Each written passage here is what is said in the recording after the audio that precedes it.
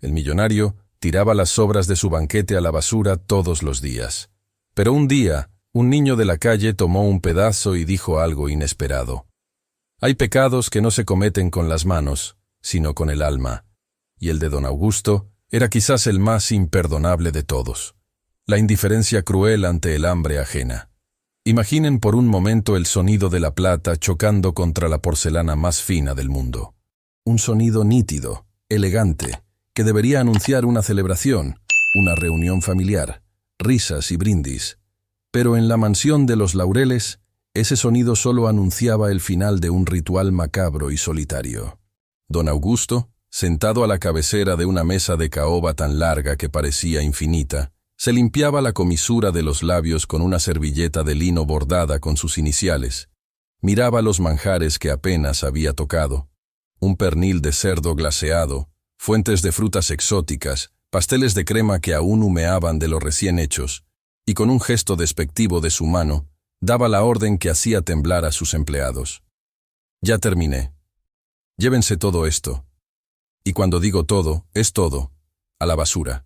Que no quede ni una migaja para las ratas, ni las de 4 patas ni las de 2.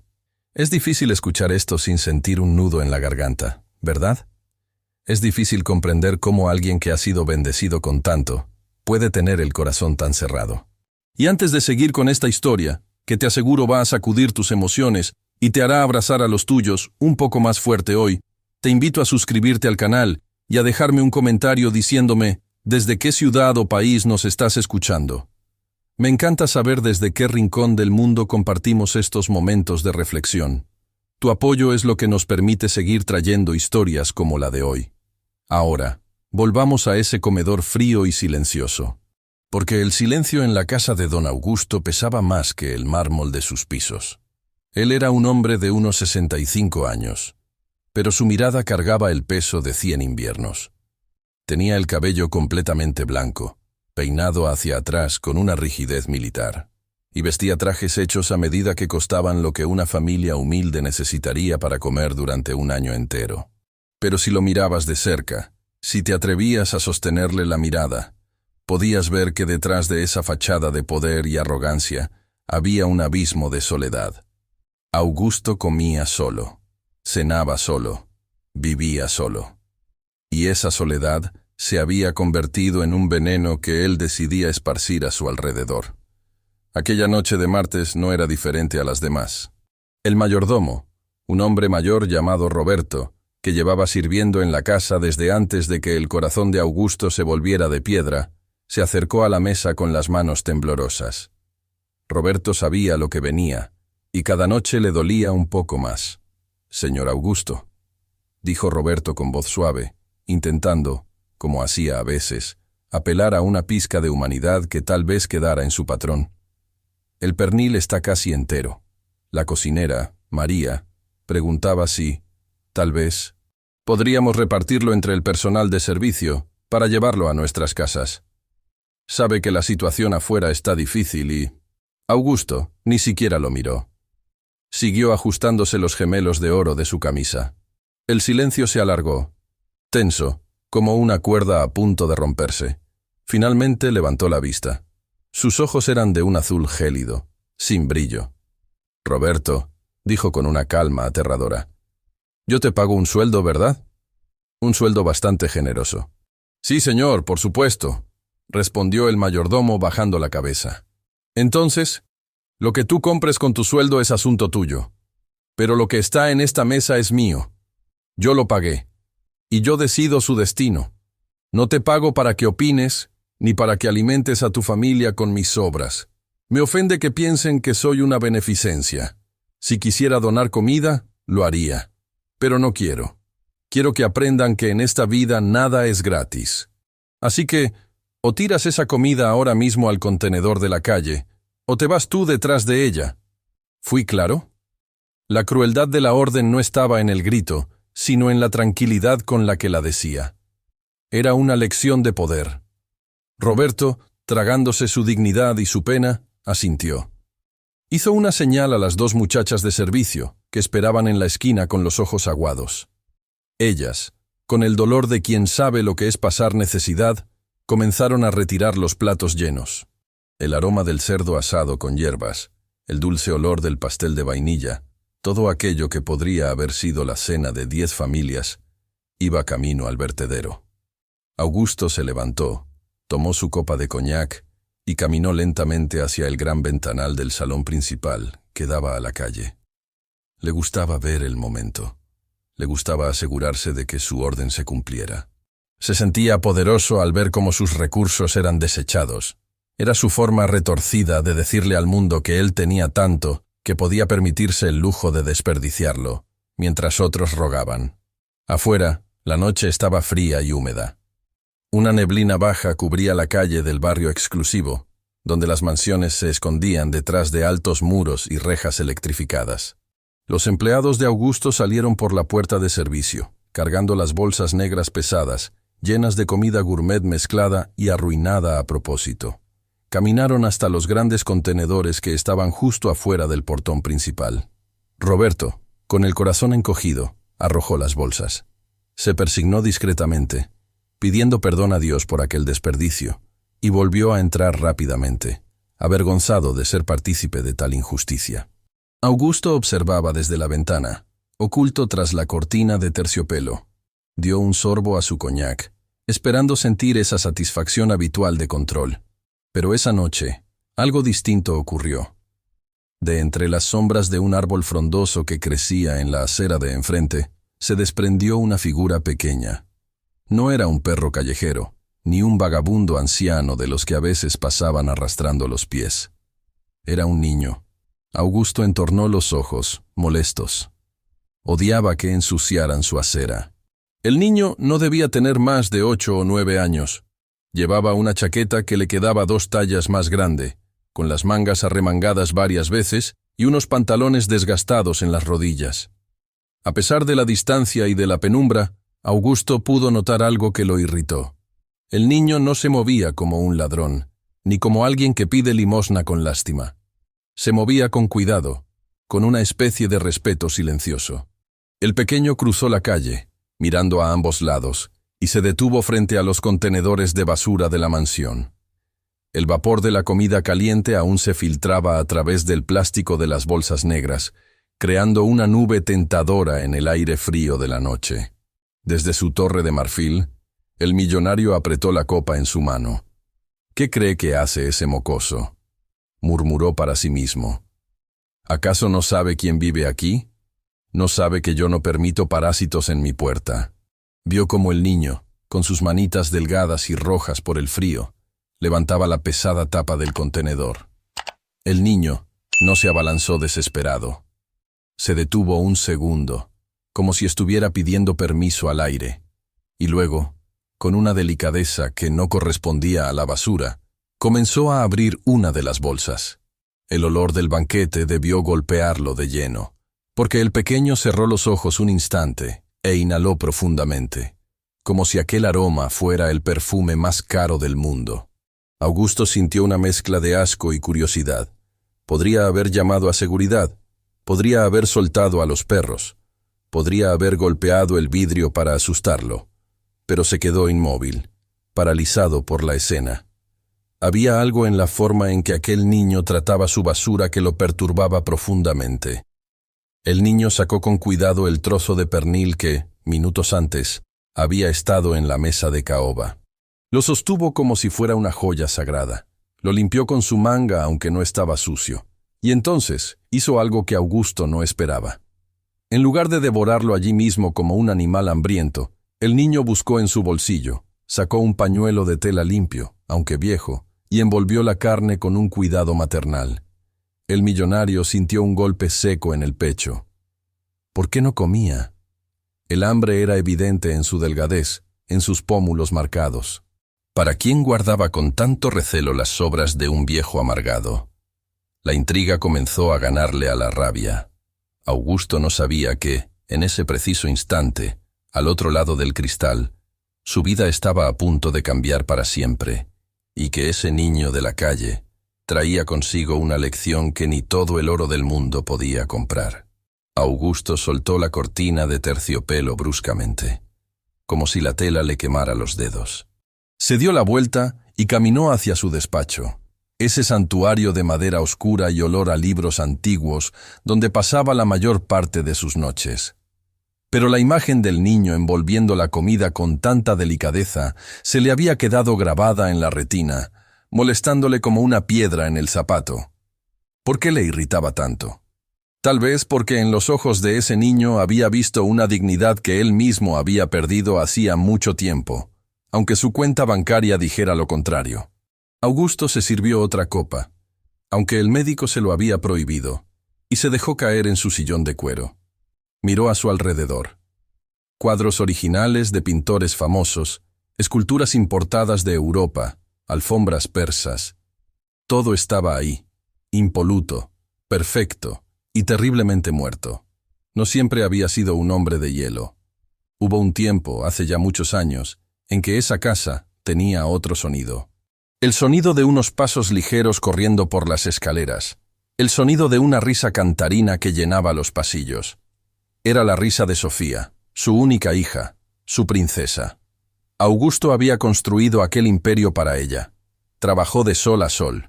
Endureció su carácter en los negocios. Aplastó a la competencia. Todo con la excusa de darle a Sofía una vida de reina. Pero cometió el error fatal de muchos hombres poderosos. Confundió el precio con el valor. La memoria lo asaltó con violencia. Fue hace 10 años, en ese mismo despacho. Sofía, con 22 años y los ojos llenos de una determinación que había heredado de él, se plantó frente a su escritorio. «Lo amo, papá», había dicho ella con voz firme. Augusto recordaba la furia que sintió al escuchar aquello. El hombre del que hablaba no era un heredero, ni un médico, ni un abogado de prestigio. Era un simple carpintero, un hombre que trabajaba con las manos, que llegaba a casa con aserrín en la ropa y olor a barniz. «El amor no paga las facturas, Sofía», le había gritado Augusto golpeando la mesa. «El amor no mantiene esta casa. Si te vas con ese muerto de hambre, te vas sin nada. Absolutamente sin nada. No verás ni un centavo de mi fortuna. Y cuando el hambre entre por la puerta y el amor salga por la ventana, no te atrevas a volver llorando». Él esperaba que la amenaza la detuviera. Esperaba que el miedo a la pobreza fuera más fuerte que su capricho romántico. Pero Sofía lo miró con una tristeza infinita. Se quitó las joyas que él le había regalado. Las dejó suavemente sobre el escritorio y dijo unas palabras que aún resonaban en las paredes de la mansión. «Me das lástima, papá. Tienes tanto dinero que es lo único que tienes». Sofía se marchó esa noche con una maleta pequeña. Augusto se quedó esperando. Pasó una semana, un mes, un año. Esperaba que ella volviera, arrepentida, sucia, pidiendo perdón. Estaba listo para perdonarla, pero solo si ella admitía que él tenía razón. Pero Sofía nunca volvió.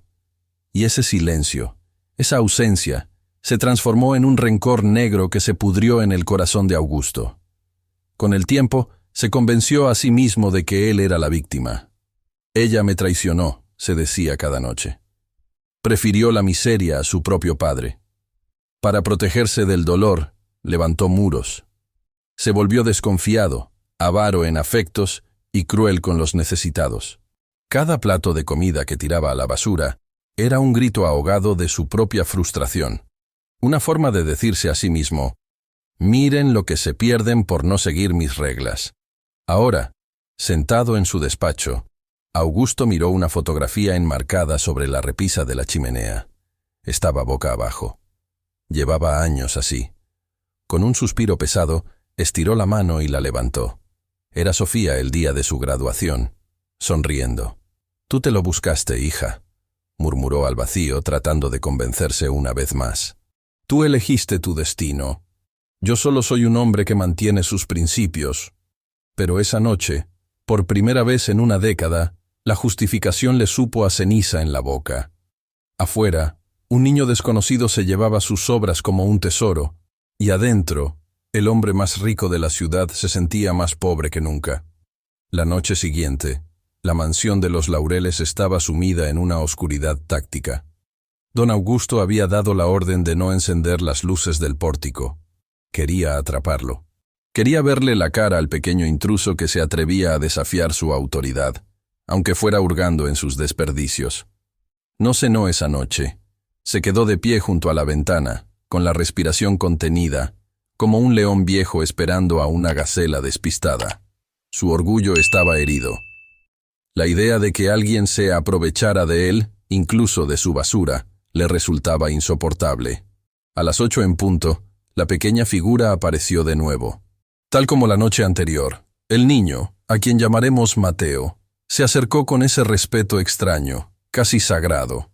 Levantó la tapa del contenedor y con sus manos pequeñas rescató un trozo de pastel de carne que había sido desechado apenas una hora antes. Augusto no aguantó más. Abrió la puerta principal con un golpe seco y caminó a pasos agigantados hacia el portón de rejas. El sonido de sus zapatos de suela dura contra el adoquín rompió el silencio de la noche. ¡Tú!, gritó Augusto con una voz que hizo ladrar a los perros de los vecinos. ¡Miserable ratero! ¿Qué crees que estás haciendo?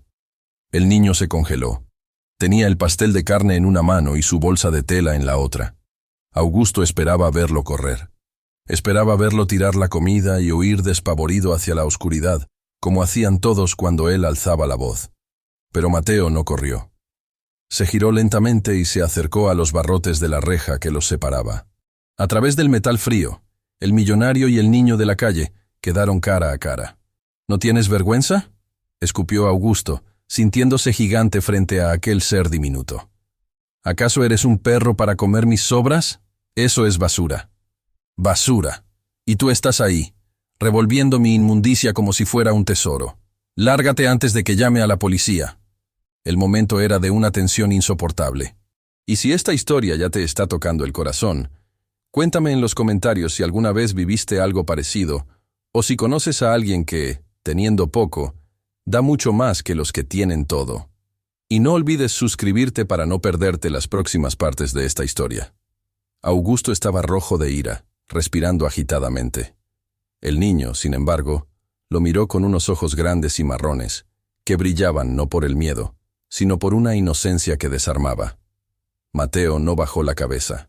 Al contrario, sonrió. Fue una sonrisa triste, pero llena de una paz que Augusto no conocía.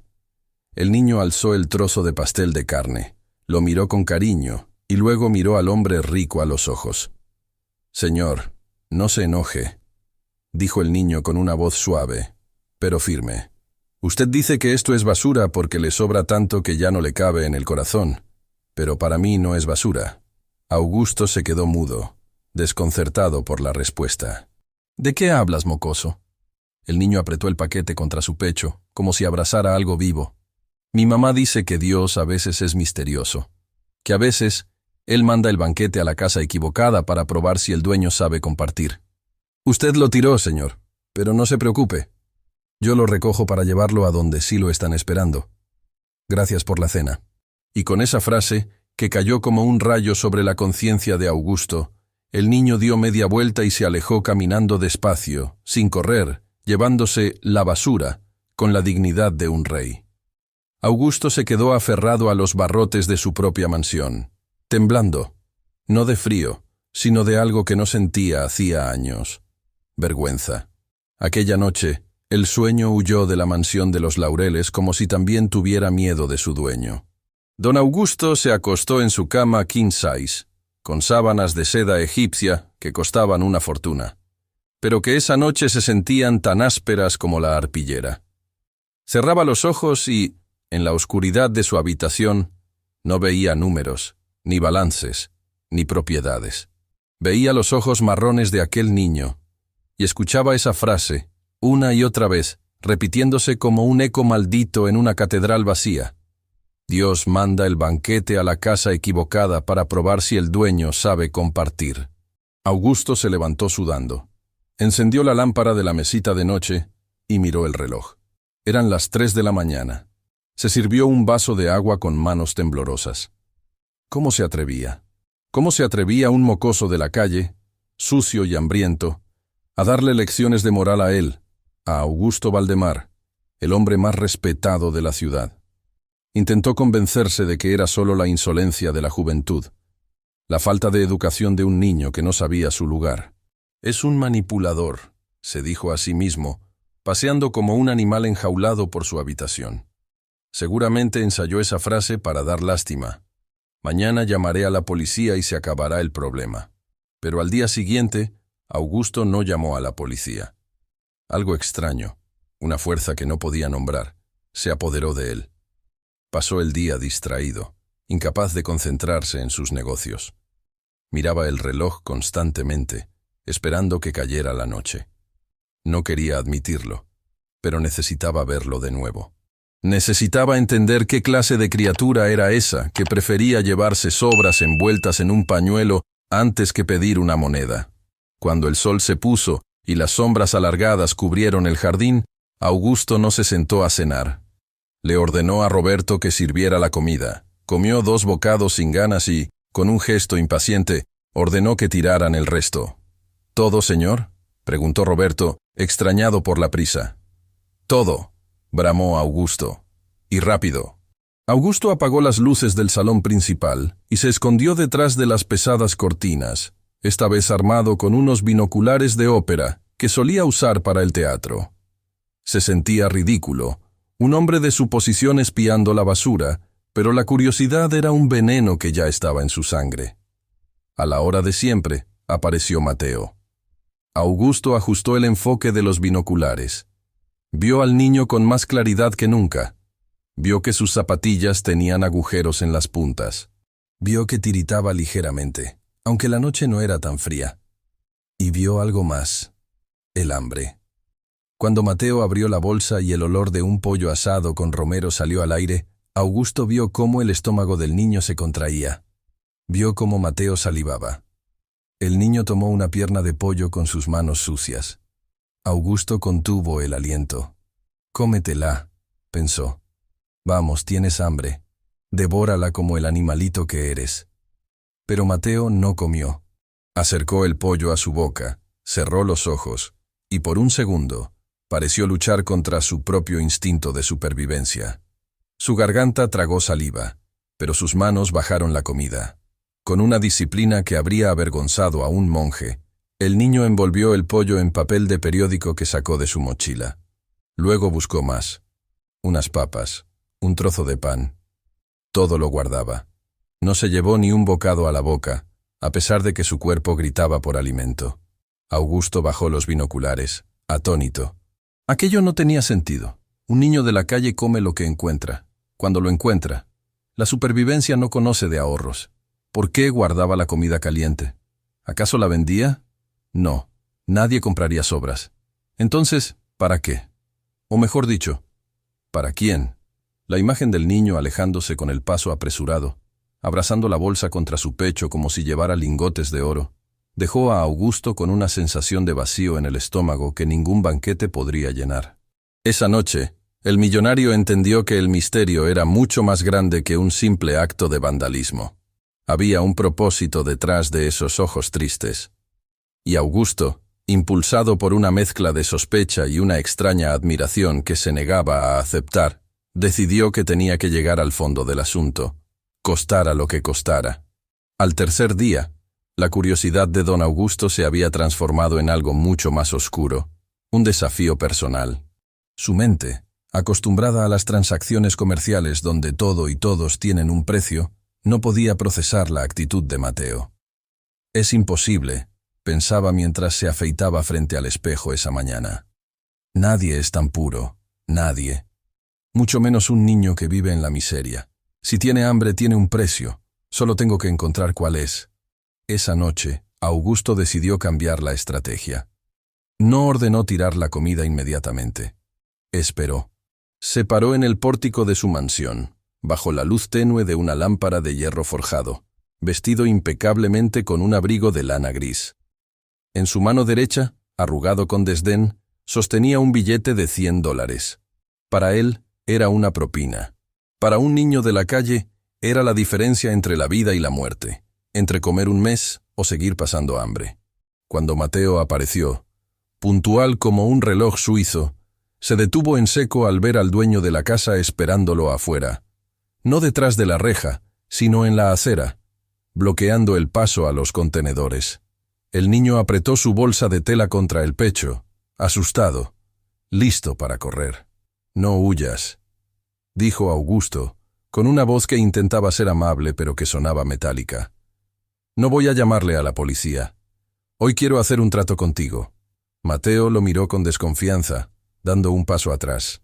«¿Un trato, señor? Yo no tengo nada que usted quiera». Augusto soltó una carcajada seca. «Eso es lo que tú crees. Mira esto». El millonario extendió la mano y desplegó el billete. El papel verde crujió bajo la luz. Los ojos de Mateo se abrieron como platos. Nunca había visto tanto dinero junto. Su mirada viajó del billete a la cara del anciano y luego a los contenedores de basura cerrados. «Es mucho dinero, ¿verdad?», continuó Augusto, sintiendo que recuperaba el control. «Con esto podrías comprar comida de verdad. Podrías comprar un abrigo nuevo. Zapatos sin agujeros. Podrías dejar de escarbar en mi basura como una rata». «¿Qué tengo que hacer?», preguntó el niño con un hilo de voz. La necesidad era evidente en su rostro. Augusto sonrió victorioso. Ahí estaba, la grieta. «Es muy sencillo», dijo el millonario disfrutando el momento. «Solo quiero que admitas lo que eres. Quiero que te arrodilles aquí mismo, frente a mí, y me pidas perdón por robar mi basura. Y luego, quiero que me digas, señor Augusto, el dinero es lo único que importa. Solo eso. Te arrodillas, lo dices, y el billete es tuyo». El viento sopló fuerte, moviendo las hojas secas de la calle. El silencio se hizo pesado. Augusto esperaba ver al niño caer de rodillas al instante. Era un trato justo, pensaba él. Un poco de orgullo a cambio de $100. Una ganga. Pero Mateo no se movió. Su mirada, que un segundo antes había mostrado asombro por el dinero, cambió. Se volvió triste, profunda, casi adulta. Miró el billete que se agitaba en la mano del millonario, y luego miró sus propias manos vacías y sucias.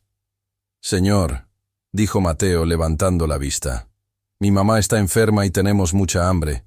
Ese billete nos ayudaría mucho». «Entonces tómalo», insistió Augusto impaciente. «Solo arrodíllate». Mateo negó con la cabeza lentamente. «No puedo, señor». «¿Cómo que no puedes? ¿Eres estúpido? Es comida para un mes». «Es que mi mamá me enseñó algo», respondió el niño, con una dignidad que hizo que Augusto se sintiera repentinamente pequeño. «Ella me dijo que la pobreza se lleva en el bolsillo, pero la miseria se lleva en el alma. Si yo me arrodillo ante usted por dinero, dejaré de ser pobre para convertirme en un miserable. Y el dinero se gasta, señor, pero la vergüenza de haberse vendido, esa no se quita nunca». Augusto sintió como si le hubieran dado una bofetada con la mano abierta. El niño dio un paso hacia el contenedor. «Si no le molesta, señor, prefiero llevarme lo que usted tiró, porque eso usted no lo quiso, y no tengo que vender mi alma para tomarlo». Mateo pasó por el lado del millonario, que se quedó petrificado, con la mano extendida y el billete temblando en el aire. El niño sacó la comida del día, la envolvió con su habitual delicadeza, y se marchó en la oscuridad. Augusto se quedó solo en la acera, mirando ese papel verde que, de repente, le pareció la cosa más inútil y sucia del mundo. La prueba había fallado. Él quería humillar al niño, pero el único que había quedado de rodillas, moralmente, era él. Don Augusto guardó el billete de $100 en su bolsillo con un gesto de rabia contenida. Pero no era rabia contra el niño. Era algo más profundo, una mezcla de confusión y vergüenza que le quemaba el pecho. Regresó a la mansión apresuradamente, pero no para refugiarse en su torre de marfil. Subió a su habitación, se quitó sus mocasines de piel italiana y se calzó unas botas oscuras y resistentes. Se cambió su abrigo de cachemira por una chaqueta negra más discreta y se puso una gorra calada hasta las cejas. Esa noche, el gran magnate Augusto Valdemar iba a descender al mundo real. Salió por la puerta de servicio justo a tiempo para ver la pequeña silueta de Mateo doblando la esquina de la avenida principal. Augusto esperó unos segundos y comenzó a caminar, manteniendo una distancia prudente de unos 50 metros. Se sentía ridículo, como un detective de película barata, Pero la necesidad de saber a dónde iba ese niño con su basura era más fuerte que su orgullo. El recorrido fue un viaje a través de las venas abiertas de la ciudad. Al principio caminaron por las calles arboladas y silenciosas del barrio rico, donde el único sonido era el zumbido de los sistemas de seguridad y el riego automático de los jardines. Pero a medida que Mateo avanzaba con paso firme y rápido, el paisaje comenzó a transformarse. Cruzaron una avenida ancha que funcionaba como una frontera invisible. De repente, las aceras amplias y limpias desaparecieron. El asfalto comenzó a mostrar cicatrices, baches llenos de agua estancada que reflejaban la luz amarillenta y triste de las farolas viejas. El aire cambió. Ya no olía a jazmín y a pino, sino a humo de tubos de escape, a comida frita en aceite reutilizado y a basura acumulada en las esquinas. Augusto se sintió un extraño en su propia ciudad. Un perro callejero, flaco y sarnoso, le ladró desde un callejón oscuro, haciéndolo saltar del susto. El millonario se ajustó la gorra, sintiendo el miedo frío en la nuca. Vio grupos de jóvenes en las esquinas que lo miraban con desconfianza, y por primera vez en décadas, Augusto sintió lo que era ser vulnerable, lo que era no tener un muro ni un guardaespaldas protegiéndolo. Sin embargo, Mateo caminaba por ahí como si fuera dueño de la calle, no con arrogancia, sino con la familiaridad del que no tiene otra opción. El niño esquivaba los charcos de memoria, saludaba con un gesto de cabeza a un anciano que recogía cartones y abrazaba su bolsa de comida contra el pecho como si llevara los diamantes de la corona. Augusto notó que el niño aceleraba el paso. No corría por miedo, corría por urgencia. Alguien lo estaba esperando. Después de 40 minutos de caminata, llegaron a la zona más marginal de la ciudad, un lugar que Augusto solo había visto en las noticias sensacionalistas para criticar la gestión del gobierno. Las casas allí no eran casas, eran rompecabezas de supervivencia. Paredes hechas de bloques desnudos, techos de láminas de zinc oxidadas, sostenidas por piedras, ventanas cubiertas con plásticos en lugar de vidrios. El millonario se detuvo jadeando detrás de un poste de luz lleno de cables enmarañados robados al tendido eléctrico. Sus botas caras estaban cubiertas de barro. Su respiración se condensaba en el aire frío. Miró hacia arriba, hacia la ladera del cerro donde las casuchas se amontonaban unas sobre otras en un equilibrio precario. Vio a Mateo subir por una escalerilla empinada de tierra. El niño se detuvo frente a una de las viviendas más humildes, una pequeña estructura de madera vieja con una puerta que parecía a punto de caerse. Augusto vio cómo Mateo se limpiaba los zapatos antes de entrar, un gesto de educación que contrastaba dolorosamente con la miseria del entorno. El millonario se acercó con sigilo, el corazón golpeándole las costillas como un martillo. La curiosidad había dado paso a una ansiedad opresiva. Se pegó a la pared de madera de la casucha. Había una pequeña ventana sin cortinas, apenas cubierta por un plástico transparente roto en una esquina. Augusto contuvo la respiración y acercó su ojo al agujero.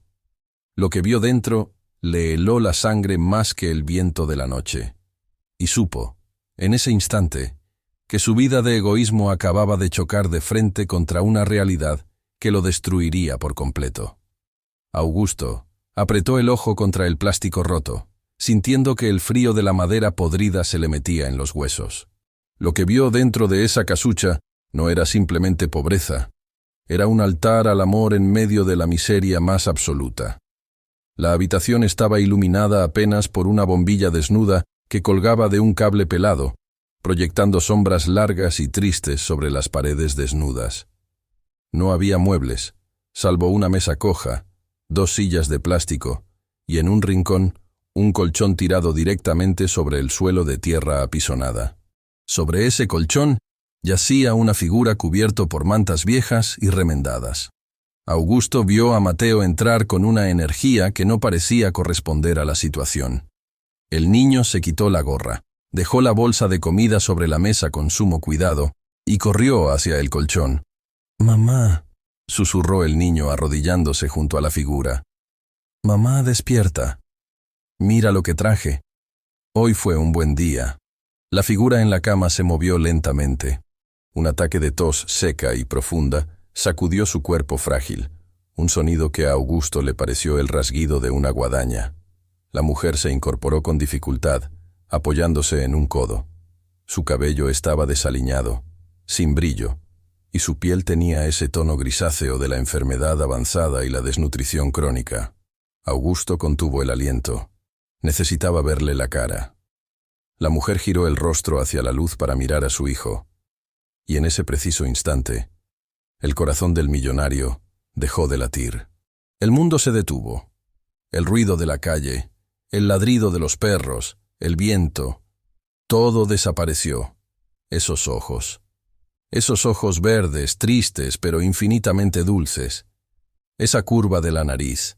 A pesar de la delgadez extrema, a pesar de las ojeras profundas que parecían moratones, a pesar de los 10 años de ausencia, Augusto la reconoció. Era Sofía, su hija, su princesa, la niña a la que él había echado a la calle por amor propio. La mujer que yacía muriendo en un tugurio de mala muerte, alimentándose de las sobras que él tiraba a la basura, era su propia sangre. Augusto sintió que las piernas le fallaban.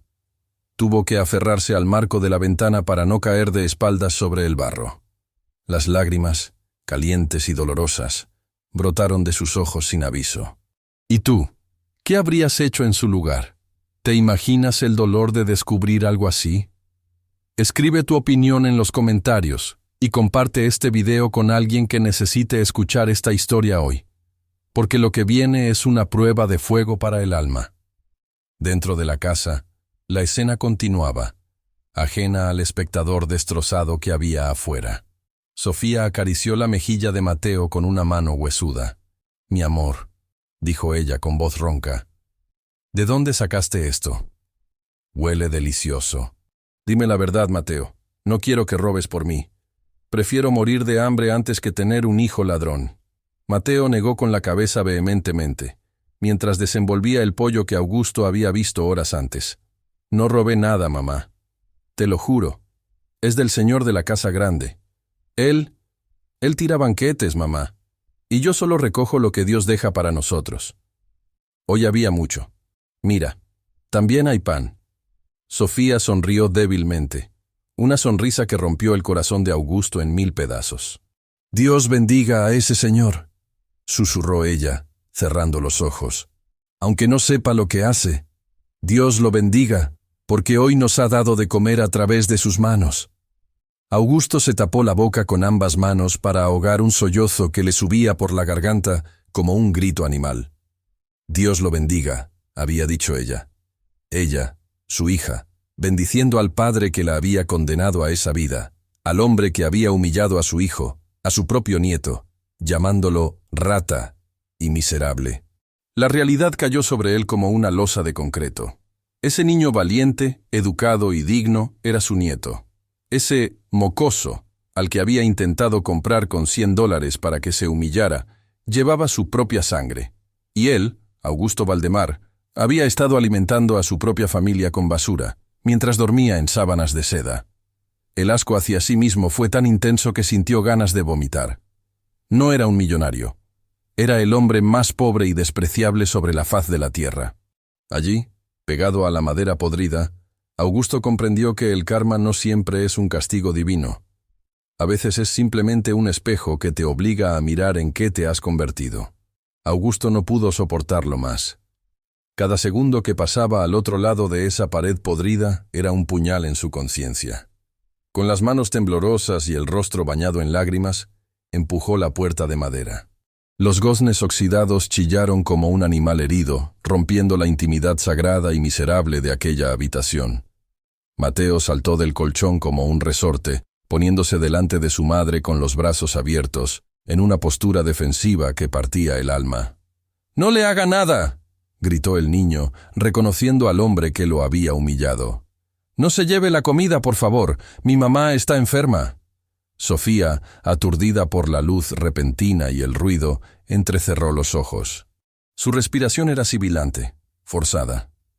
¿Quién está ahí?», preguntó con un hilo de voz. Augusto dio un paso hacia la luz amarillenta de la bombilla. Se quitó la gorra, dejando ver su cabello blanco y su rostro descompuesto por el dolor. «Soy yo, Sofía», dijo, y su voz se quebró en un sollozo ahogado. «Soy yo, hija mía». El silencio que siguió fue más aterrador que cualquier grito. Sofía abrió los ojos desmesuradamente. Por un momento, pareció que iba a desmayarse, pero una fuerza nacida del rencor y del orgullo la mantuvo erguida. Miró a su padre, ese gigante que una vez fue su héroe y luego su verdugo, parado allí en medio de la inmundicia, con botas de marca manchadas de barro. «¿Tú?», susurró ella, y su tono no era de alegría, sino de una incredulidad fría. «¿Qué haces aquí, Augusto? ¿Viniste a ver el espectáculo? ¿Viniste a comprobar si tenía razón? Pues mira», abrió los brazos señalando la habitación vacía y húmeda. «Aquí tienes tu victoria. Tenías razón. El amor no pagó las facturas». «No, no». Augusto cayó de rodillas sobre la tierra pisada, sin importarle sus pantalones, sin importarle nada más que la mujer frente a él. «No digas eso, por favor. No sabía. Te juro por Dios que no sabía que eras tú. He estado ciego. He estado muerto en vida». Augusto intentó acercarse para tomar su mano, pero Sofía lo rechazó con un gesto brusco, sacando fuerzas de donde no las tenía. «No me toques», gritó, y un ataque de tos la dobló por la mitad. Mateo corrió a sostenerla, mirando a Augusto con ojos llenos de miedo y confusión. «Mamá, ¿tú conoces a este señor?», preguntó el niño. Sofía miró a su hijo, limpiándose un rastro de sangre de la comisura de los labios. Luego miró a Augusto con una dureza implacable. «Este señor es el hombre que me dijo que si cruzaba la puerta, me olvidara de que tenía padre». Y yo le hice caso. Él no es nadie, Mateo. Augusto sintió que esas palabras le arrancaban la piel. Miró al niño, a su nieto. Vio sus propios rasgos en la forma de la frente. Vio los ojos de su difunta esposa en la mirada del pequeño. «Es mi nieto», balbuceó Augusto. «Sofía, es mi nieto. Y ha estado comiendo. Dios mío. Ha estado comiendo mis sobras». «Sí», dijo Sofía con amargura. «Hemos sobrevivido gracias a lo que tú despreciabas. Qué ironía, ¿verdad? Lo que para ti era basura, para tu propia sangre fue la vida. Mi esposo, Miguel, el hombre honesto que tú odiabas, murió hace 2 años en un accidente de trabajo porque no teníamos dinero para un buen médico. Y ahora tú apareces aquí, cuando ya no queda nada. Todavía queda tiempo, hija», suplicó Augusto poniéndose de pie desesperado. «Tienes que venir conmigo. Ya, voy a sacarlos de aquí. Tengo el coche cerca. Llamaré a una ambulancia. Te llevaré al mejor hospital, a los mejores especialistas. Tengo dinero, Sofía. Tengo mucho dinero. Puedo arreglarlo». «¿Dinero?». Sofía soltó una risa triste y seca. «¿Crees que todo se arregla con tu maldita chequera? Tu dinero no me va a devolver a mi esposo. Tu dinero no va a borrar los 10 años que me dejaste sola. No quiero nada de ti. Prefiero morir en este agujero con mi dignidad intacta que vivir en tu palacio de hielo. Vete, lárgate». Pero el esfuerzo fue demasiado para ella. Los ojos de Sofía se pusieron en blanco, su cuerpo se aflojó y se desplomó en los brazos de Mateo, que era demasiado pequeño para sostenerla. «Mamá, mamá», gritó el niño aterrorizado. «Señor, ayúdela. ¡Se muere!». El orgullo de Augusto desapareció, reemplazado por el pánico puro. Ya no había tiempo para discusiones ni para perdones. Se abalanzó sobre el colchón, apartando las mantas viejas, y tomó en sus brazos el cuerpo liviano de su hija. No pesaba nada. Era como cargar a un pájaro herido. «Mateo, agarra la bolsa», ordenó Augusto con voz de mando, pero con los ojos llenos de lágrimas. «Vamos. No voy a dejar que se muera. No hoy. No así». El millonario salió de la casucha cargando a su hija, corriendo por el barro y la oscuridad, seguido por un niño que no entendía nada, salvo que el hombre malo era la única esperanza que les quedaba. Las luces blancas del hospital privado eran tan frías como la conciencia de Augusto. Él, que estaba acostumbrado a chasquear los dedos, y que el mundo se moviera a su ritmo, se encontraba ahora impotente en un pasillo estéril, mirando fijamente una puerta doble con un letrero rojo que decía «Unidad de Cuidados Intensivos». Minutos antes, había puesto su tarjeta de crédito Black sobre el mostrador de admisión y había gritado «Quiero a los mejores, traigan a los especialistas de donde sea, el dinero no importa». Pero la enfermera jefe, una mujer que había visto a muchos ricos llorar igual que a los pobres, lo miró con compasión y le dijo la verdad más dura. «Señor, estamos haciendo todo lo posible, pero su dinero no puede comprar milagros. Su hija está muy débil. Solo nos queda esperar. Esperar». El verbo que Augusto más odiaba. Se dejó caer en una silla de plástico duro en la sala de espera, con la cabeza entre las manos. Su traje, antes impecable, estaba arrugado y manchado del barro de aquel barrio pobre. Se sentía viejo, inútil y derrotado. A unos metros de él, sentado en la orilla de otra silla, estaba Mateo. El niño no lloraba. Estaba en un estado de shock silencioso, balanceando sus piernas que no llegaban al suelo, con las manos apretadas fuertemente entre sus rodillas. Parecía tan pequeño en ese lugar tan grande. Augusto levantó la vista y lo miró. Ese niño llevaba su sangre. Era el hijo de su hija. Y hasta hace unas horas, era el ratero de la basura. La culpa le golpeó el pecho como un martillo neumático. Quiso hacer lo que siempre hacía, solucionar la incomodidad con regalos. Pensó en ir a la cafetería y comprarle todos los dulces, o prometerle la bicicleta más cara del mundo. Pero se detuvo. Recordó la lección del billete de $100. Recordó la dignidad en los ojos de Mateo. Ese niño no necesitaba cosas, necesitaba seguridad. Augusto se levantó despacio, con las articulaciones doliéndole por la tensión, y se sentó en la silla contigua a la de Mateo, dejando un espacio prudente en medio. El niño se tensó, alejándose instintivamente. «¿Ella se va a morir?», preguntó Mateo sin mirarlo, con la voz temblorosa. Augusto sintió un nudo en la garganta. No podía mentirle a ese niño. No a él. «Los médicos están luchando, Mateo. Tu mamá es muy fuerte, más fuerte que yo». El niño giró la cabeza y lo miró con esos ojos grandes y escrutadores. «¿Por qué la cargaste?», preguntó. «¿Por qué nos trajiste aquí? Usted es el señor malo de la casa grande. El que nos gritó. Mi mamá dijo que usted no era nadie». Augusto cerró los ojos, aceptando cada palabra como un latigazo merecido. Respiró hondo y decidió que era hora de la verdad, por dolorosa que fuera. «Mateo, tu mamá tenía razón al estar enojada conmigo. Yo fui muy malo. Hace mucho tiempo, cometí un error terrible. La dejé sola cuando más me necesitaba. Pero...» Augusto se giró para mirarlo de frente, con los ojos húmedos. «Yo soy su papá. Soy el papá de Sofía, lo que significa que soy tu abuelo».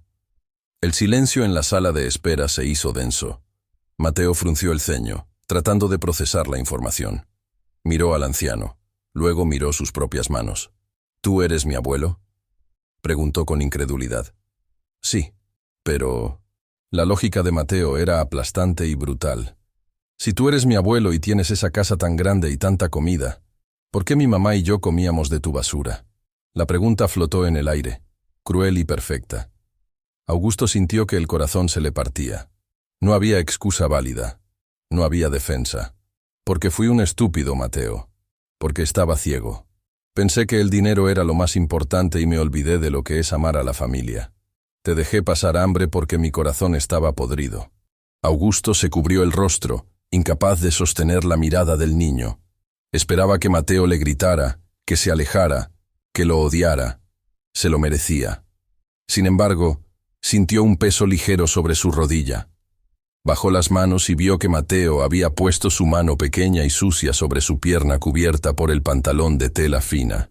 «Mi mamá dice que todos se pueden equivocar», dijo el niño con una sabiduría que no le correspondía por edad. «Pero también dice que hay que pedir perdón a Dios». «¿Tú ya le pediste perdón?». Augusto miró esa manita. Era el primer contacto humano genuino que tenía en años. No era un apretón de manos de negocios, no era un saludo falso en un cóctel. Era el toque de un nieto consolando al monstruo que los había hecho sufrir. No, Mateo, no sé cómo hacerlo. Hace mucho que no hablo con él. Yo te enseño, dijo el niño bajándose de la silla y arrodillándose en el suelo frío del hospital. Ven, si rezamos los dos, tal vez nos escuche más rápido y cure a mi mamá. Y allí, en medio de la sala de espera, bajo la mirada extrañada de las enfermeras y los extraños, el magnate Augusto Valdemar, el hombre de hierro, se deslizó de su silla y se arrodilló junto a su nieto en el suelo. No le ofreció dinero, le ofreció su humildad, y por primera vez sintió que empezaba a ser digno de ser llamado abuelo. Las horas en un hospital no se miden en minutos, se miden en latidos.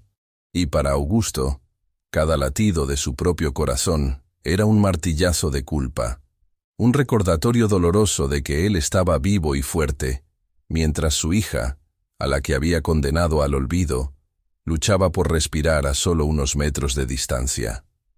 La madrugada cayó sobre la sala de espera como un manto de plomo. El silencio del hospital era interrumpido ocasionalmente por el pitido lejano de algún monitor o el paso apresurado de las enfermeras con suelas de goma. Augusto no se había movido del suelo. Sus rodillas, desacostumbradas a la dureza del piso, le dolían horrores, pero ese dolor físico era un alivio comparado con la tortura mental que estaba viviendo. De repente, el movimiento en el pasillo se aceleró. Una alarma comenzó a sonar dentro de la unidad de cuidados intensivos. Augusto vio correr a 3 médicos y 2 enfermeras hacia la habitación de Sofía. Vio cómo empujaban un carro rojo de reanimación. «Código azul en la 4. ¡Vamos, rápido!», gritó alguien. Augusto se puso de pie de un salto, sintiendo que la sangre se le helaba en las venas. Quiso entrar, quiso correr hacia ella, pero una enfermera lo detuvo en la puerta con firmeza. «No puede pasar, están trabajando», le dijo cerrándole la puerta en la cara. El millonario se quedó mirando la madera blanca de la puerta temblando. Por primera vez en su vida se sintió totalmente impotente. En su mundo, cuando había un problema, él gritaba, despedía a alguien o firmaba un cheque, y el problema desaparecía. Pero la muerte no acepta sobornos, la muerte no tiene cuenta bancaria. Augusto retrocedió, tambaleándose, hasta chocar contra la pared.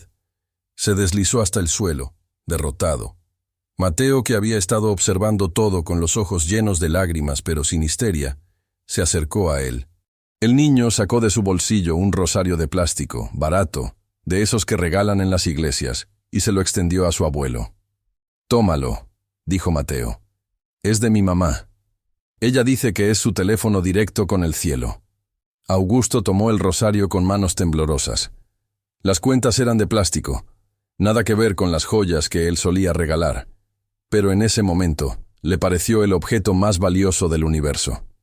Apretó el rosario en su puño y cerró los ojos. Y entonces, el dique se rompió.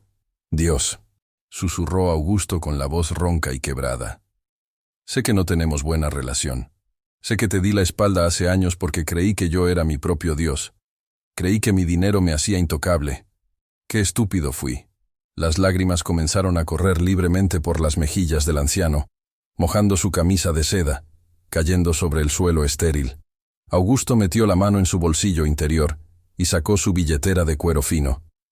La abrió y la tiró al suelo con desprecio. Se quitó el reloj de oro macizo y lo lanzó junto a la billetera. Se arrancó los gemelos de diamantes. «Aquí tienes», dijo, hablando al techo, hablando con él. «Tómalo todo. No lo quiero. Que se queme mi dinero, que se derrumben mis empresas. Te doy mi fortuna entera, te doy cada centavo que he ganado con mi orgullo. Déjame en la calle si quieres, hazme pedir limosna como hacía mi nieto. Pero por favor, no te la lleves a ella». Mateo se asustó al ver a su abuelo deshaciéndose de sus cosas, gritando con tanta desesperación. El niño puso su mano en el hombro del anciano. «Abuelo», dijo suavemente, «Dios no quiere tu reloj. Él no necesita dinero». Augusto miró al niño a través de sus lágrimas. «¿Entonces qué quiere?». ¿Qué puedo darle a cambio de la vida de mi hija? No tengo nada más, Mateo. Soy un hombre pobre lleno de dinero.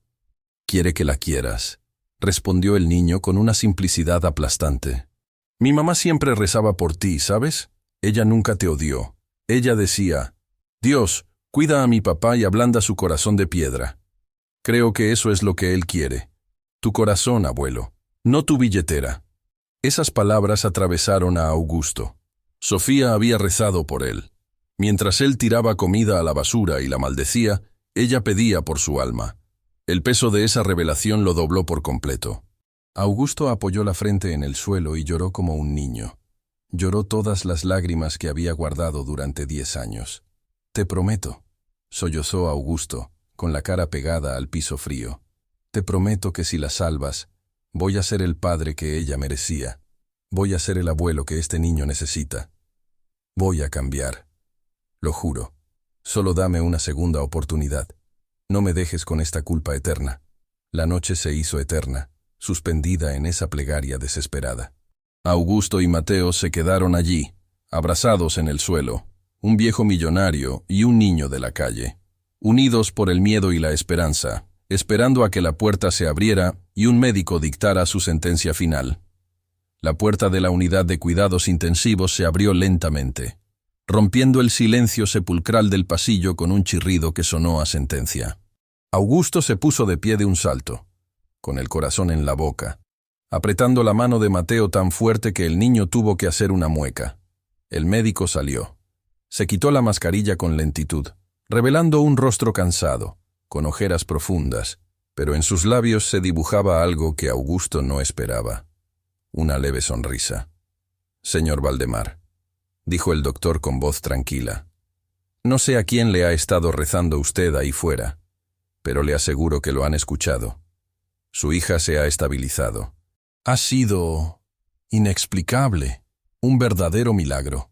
Augusto soltó el aire que había estado conteniendo durante horas y cayó de rodillas nuevamente, pero esta vez no por desesperación, sino por una gratitud abrumadora. Abrazó a Mateo, llorando sobre el hombro pequeño de su nieto. «Está viva, Mateo. Mamá está viva», repetía una y otra vez. Han pasado 6 meses desde aquella noche oscura en el hospital. Si pasaras hoy por la calle de la mansión de los Laureles, notarías algo muy diferente. Las rejas altas y negras siguen ahí, pero el portón principal ya no está cerrado a cal y canto. Las cortinas de terciopelo que escondían la vida del interior están abiertas de par en par, dejando que el sol inunde la sala. Es domingo al mediodía. En el gran comedor, la mesa de caoba infinita, esa misma donde Augusto comía solo y amargado, está irreconocible. Ya no hay un solo servicio de plata fría. Ahora hay 12, 15, a veces 20 sillas. Y no están ocupadas por gente importante de negocios. Ahí está Sofía, recuperada, aunque con cicatrices en el alma que sanan poco a poco con el amor de su padre. Está Mateo, que ya no lleva ropa 2 tallas más grande, sino un uniforme de fútbol impecable y una sonrisa que ilumina la habitación. Pero también están otros. Augusto ha convertido sus domingos en una jornada de puertas abiertas. Vecinos, gente de la parroquia, incluso aquellos ancianos que antes buscaban en sus contenedores, ahora están sentados a su mesa, como invitados de honor. El sonido de la plata chocando contra la porcelana ya no es un ruido solitario. Ahora se mezcla con risas, con anécdotas, con el ruido de la vida. Augusto ya no se sienta en la cabecera. Se pasea alrededor de la mesa con una fuente de asado en las manos, sirviendo él mismo a sus invitados. Se detiene detrás de Mateo y le despeina el cabello con cariño. «Abuelo», dice el niño con la boca llena, «este pernil está delicioso». Augusto sonríe, y sus ojos azules, antes gélidos, ahora brillan con una calidez humana. «Come, hijo, come todo lo que quieras. Porque en esta casa, Mateo, ya nunca más se tirará nada a la basura. Aquí hemos aprendido que la comida sabe mejor cuando se comparte y que la única sobra que existe es el amor que no damos». Ese hombre, que una vez creyó que era dueño del mundo por tener una cuenta bancaria llena, descubrió que había sido un mendigo toda su vida, y que fue un niño de la calle, con un pedazo de carne envuelto en un pañuelo sucio, quien le enseñó la verdadera riqueza. Augusto aprendió que la dignidad no se compra, que el perdón es el acto más valiente, y que nunca es tarde para descongelar un corazón, siempre y cuando estés dispuesto a arrodillarte y reconocer que te equivocaste. Esta historia nos deja una lección imborrable. No juzgues a quien busca en tu basura, porque quizás esa persona tenga más dignidad en su hambre que tú en tu abundancia. La vida da muchas vueltas, y a veces, Dios disfraza a sus ángeles de mendigos para ver si somos capaces de ver el alma más allá de la ropa sucia. No esperes a perderlo todo para valorar lo que tienes. Sirve, ama, comparte. Porque al final del camino, no nos llevamos lo que guardamos, sino lo que dimos. Si esta historia te emocionó y tocó alguna fibra de tu corazón, te invito a suscribirte al canal, dejar tu like y decirme desde qué ciudad nos estás escuchando, porque me encanta leerlos a todos. Y cuando termine este video, quédate con nosotros para ver la próxima historia, que también está llena de sorpresas y lecciones de vida que no querrás perderte. Nos vemos en la próxima.